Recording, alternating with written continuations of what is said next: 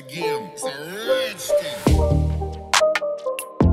Pictures of Ezra Khan celebrating her 30th birthday with her husband Danish Taimur are going viral on social media.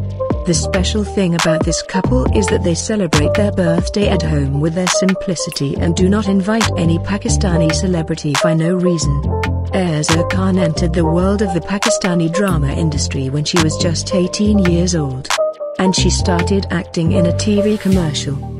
And then her luck woke up and she started getting supporting roles in small dramas. And she didn't look back and immediately agreed to do what she got.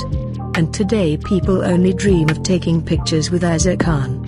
Her fame skyrocketed when she co-starred with actor Humayun Saeed in the role of Mush in the drama Mehbaz Tum Ho.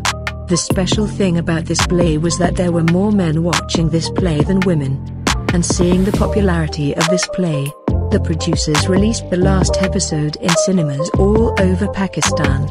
But in today's article, we will see that Danish Taimur gave a surprise birthday party to his wife Ezra Khan on her 30th birthday.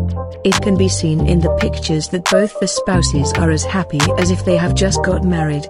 So let's take a look at some beautiful pictures of her birthday.